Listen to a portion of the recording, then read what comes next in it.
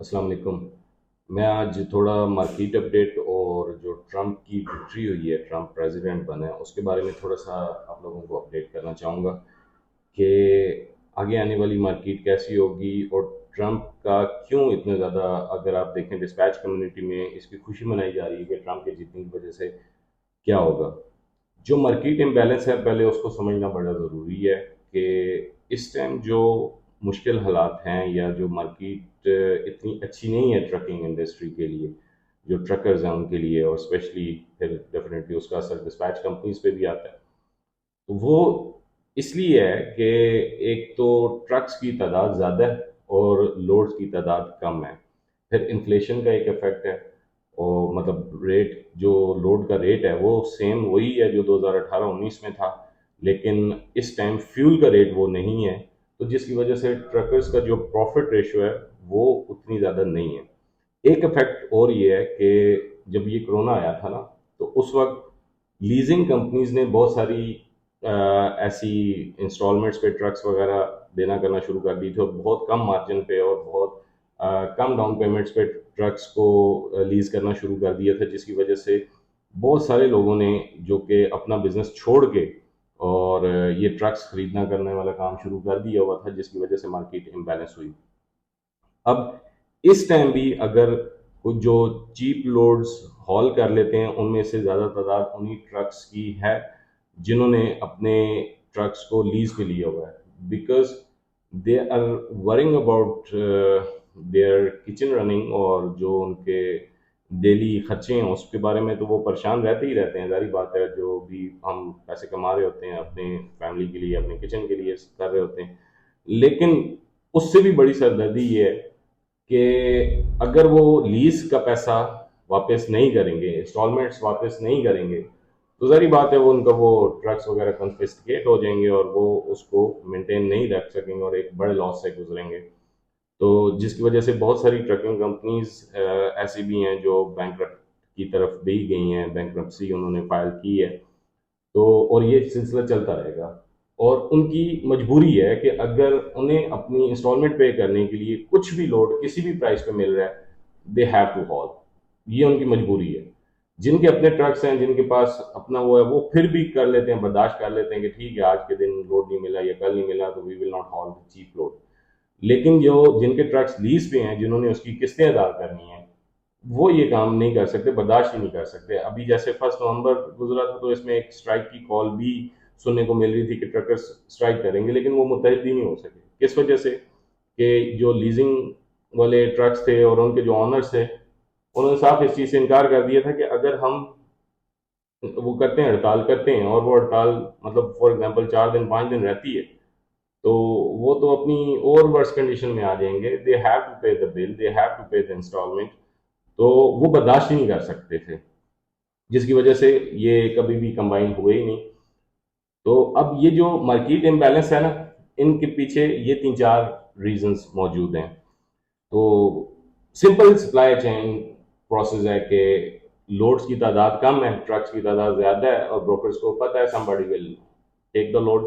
اور جس کی وجہ سے ان کو پیچھے سے اگر پیسے زیادہ بھی مل رہے ہیں اور وہ کم پیسوں میں بھی لگائیں تو وہ ویٹ کرتے ہیں آخری ٹائم تک کہ somebody will take the load، تو جس کی وجہ سے مارکیٹ کے ریٹ ویسے ہی خراب ہوئے ہیں۔ تو اب ٹرمپ کے آنے کی خوشی کیا ہے اس پوری سچویشن میں؟ ٹرمپ کا کیا کردار رہے گا؟ ٹرمپ کے آنے کی خوشی یہ کہ ٹرمپ خود ایک بزنس مین ہے اور بزنس کو سپورٹ کرتا ہے، بزنس کے لیے جو پالیسیز بناتا ہے وہ ہمیشہ سپورٹیو ہوتی ہیں، اور اس کے علاوہ اس نے آلریڈی ٹرکنگ کمپنی کو کنٹری کی بیک بون قرار دیا ہوا ہے، اور اس کو پتہ ہے کہ ٹرکنگ انڈسٹری قائم رہے گی تو اس کا ملک ترقی کرے گا، نہیں قائم رہے گی تو ترقی نہیں کرے گا۔ جو اس کی کمپین چل رہی تھی پریزیڈنٹ کے لیے، اس میں بھی اس نے یہی باتیں کی ہیں کہ اس نے جو پالیسیز اناؤنس کی ہیں وہ ہیں تو جنرل پالیسیز، ڈائریکٹ ٹرکر سے لینا دینا کوئی نہیں ہے، لیکن انڈائریکٹلی وہ پالیسیز اگر امپلیمنٹ ہوتی ہیں تو ڈیفینیٹلی ٹرکس کو فائدہ ہے، ٹرک آنرز کو فائدہ ہے، اور الٹیمیٹلی ڈسپیچ کمپنیز کو فائدہ ہے۔ ایک بات میں آخر میں بتاؤں گا، یہ ویڈیو آپ نے پوری دیکھنی ہے تاکہ میری کس بات کی وجہ سے کوئی کنفیوژن نہ رہے۔ اب اس نے جو پالیسیز اناؤنس کی ہیں وہ کیا ہیں؟ ایک تو اس نے یہ پالیسی، جو میں وہ پالیسیز بتاؤں گا جو کہ ہم سے ریلیٹڈ ہیں یا کسی طریقے سے ہمارے لیے بینیفیشری ہو سکتی ہیں۔ ایک پالیسی تو اس نے یہ کی ہے کہ جو دارومدار ہے انرجی کا وہ الیکٹریسٹی پہ کرنے جا رہا ہے. الیکٹریسٹی کی پروڈکشن کے ڈفرینٹ جو مینز ہوتے ہیں, چاہے وہ ونڈ مل ہے, چاہے وہ جو ہائیڈرو پاور جنریشن, اور اس طریقے سے جتنی چیزیں اس کی طرف بھی جائے گا, اور سیلف پروڈکشن پہ اس کا زور زیادہ ہے. تو مطلب اگلے آنے والی چیزوں کی جو انرجی کنزرویشن ہے یا انرجی ڈپینڈنسی ہے وہ الیکٹریکل کرنے جا رہے ہیں انسٹیڈ آف فیول پہ, آئل پہ. تو اب اس کا کیا فائدہ ہونا ہے کہ اس کا فائدہ یہ ہونا ہے کہ جب یہ بھی simple supply and chain process ہے, جب فیول کی کنزپشن کم ہوگی تو ڈیفینیٹلی اس کی پرائس بھی کم ہو جائے گی. ابھی ڈیمانڈ زیادہ ہے تو جس کی وجہ سے اس کی پرائس بھی زیادہ ہے, تو پرائس فیول کی الٹیمیٹلی ڈاؤن ہوگی ان پالیسیز کی وجہ سے. فیول کی پرائس ڈاؤن ہونے کی وجہ سے کامن سینس ہے کہ آپ کے اگر لوڈ کا جو ریٹ ہے وہ سیم بھی رہتا ہے تو کم از کم اس کو بچت زیادہ ہوگی. جب اس کو بچت زیادہ ہوگی تو ڈیفینیٹلی کہیں نہ کہیں فائدہ ڈسپیچ کمپنیز کو بھی ہے, وہ ڈسپیچرز ہائر کرنے میں. اور کیونکہ ابھی وہ لوگ کس طرح مینٹین کر رہے ہیں کہ جو سنگل آنر آپریٹرز تھے ان لوگوں نے ایون ڈرائیورز تک کو ختم کرنا شروع کیا ہوا ہے اور خود ٹرک چلانا شروع کیے ہوئے زیادہ تر نے, کیونکہ اپنی کاسٹ کو ریڈیوس کرنے کے لیے. کیونکہ اگر وہ ڈرائیورز رکھتے ہیں, فیکٹرنگ کرتے ہیں, ڈسپیچرز کو دیتے ہیں, اور یہ سارا کچھ کرنے کے بعد اپنا ٹیکس دیتے ہیں, انشورنسز کو پے کرتے ہیں, تو ان کے پاس بچت ہی کچھ نہیں ہوتی. تو چیزیں بچانے کے لیے کیا کیا انہوں نے کہ ڈسپیچرز کا کام بھی خود کرنا شروع کیا ہوا ہے, ڈرائیورز کا کام ہے وہ بھی خود کرنا شروع کیا ہوا ہے. تو ڈیفینیٹلی اگر ان کی بچت شروع ہو جائے گی تو وہ خود خواری کرنا پسند نہیں کریں گے, اور اس کا افیکٹ آئے گا ہی آئے گا. دوسری چیز یہ کہ ٹرمپ نے جو ان کنٹری پروڈکشن ہے اس پہ بہت زیادہ زور دیا ہے کہ بہت ساری چیزیں, کیونکہ اس نے جو امپورٹ پہ ٹیکسز ہیں وہ بہت زیادہ کر دی ہیں, اور جو ان ہاؤس پروڈکشن ہے اس پہ ٹیکسز کی تعداد کم کرے گا. لائک اس ٹائم 21% تک ان ہاؤس پروڈکشن کے ٹیکسز ہیں, تو اس نے سمپلی اس کو کہا ہے کہ ہم 21% سے کم کر کے 15% تک لے جائیں گے. جب 6% ٹیکس کی بچت ہوگی تو لوگ باہر سے منگوانے کی بجائے ان ہاؤس پروڈکشن پہ زیادہ زور دیں گے. جب ان ہاؤس پروڈکشن ہوگی تو ڈیفینیٹلی اس چیز کا اثر بھی زیادہ ہوگا, اس چیز کا لوڈز اور وہ ساری چیزیں زیادہ یہاں پہ پروڈیوس ہوں گی. اسی طریقے سے جو امپورٹ ہے, اگر آپ باہر سے امپورٹ کر رہے ہیں کچھ چیز تو اس پہ ٹیکس بڑھانے کی اس نے انڈیا دی ہے کہ ہم اس پہ ٹیکس بڑھائیں گے. اگر میں اسپیسیفک بات کروں, جو کارز امپورٹ ہوتی ہیں اس پہ 200% تک اس نے کہا ہے کہ ہم ٹیکس بڑھا دیں گے. اسی طرح اگر چائنا کی کچھ باقی جو امپورٹ آتی ہیں اس پہ 10-20% بڑھنے کا سیدھا سیدھا چانس ہے, اور جو چیزیں چائنا سے آئیں گی تو کچھ رپورٹس میں لکھا ہوا ہے کہ 40% تک ٹیکس بڑھے گا, اور کچھ کیسز میں لکھا ہوا ہے کہ 90% تک ٹیکس بڑھے گا. اور جو چیزیں ان کنٹری ہو رہی ہیں 15 سے الٹیمیٹلی اس کا ارادہ یہ ہے کہ وہ 10% تک بھی لے کر آئے گا.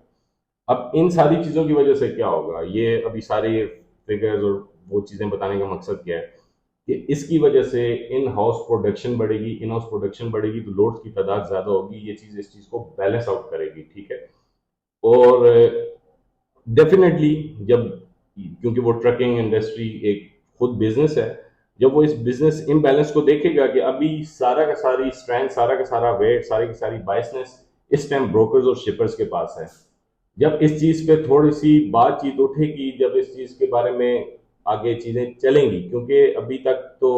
جتنی باتیں ہو رہی تھیں اس پہ کوئی کان نہیں ڈال رہا تھا, تو یہ خود بزنس مین ہے, یہ اس چیز کی طرف دیکھے گا کہ ایک چیز امبیلنس ہو رہی ہے, تو ایک چانس یہ بھی ہے کہ شاید جو اس طرح کی پالیسیز جو کہ ٹرکنگ انڈسٹری کو افیکٹ کر رہی ہیں, جس طرح ابھی میں نے ویڈیو بنائی تھی پچھلے دنوں, کیریئر 411 نے جس طرح کی پالیسی نکالی ہوئی ہے, F M S C S A کا جس طرح کا کردار رہا ہے, اور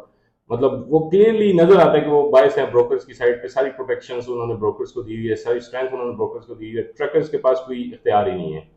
اور اب بہت زیادہ یوٹیوب چینلز پہ بھی اور ٹرکرز بھی, اور ڈفرینٹ ابھی آپ اکثر دیکھتے ہوں گے ٹک ٹاک پہ اور یوٹیوب پہ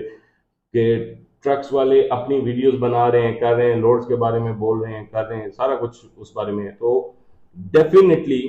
یہ کہیں نہ کہیں بات سنی جائے گی, کیونکہ جو ڈیموکریٹک تھے وہ ان کو اتنا زیادہ وہ بزنسز اور اس میں نہیں تھا, ان کا مطلب زیادہ کام ہوتا تھا کہ گورنمنٹ لیول پہ اور یہ جو باقی کنٹری کے ان ہاؤس جو ان کے معاملات تھے اس پہ زیادہ زور ہوتا تھا. تو بزنس مین بندہ ہمیشہ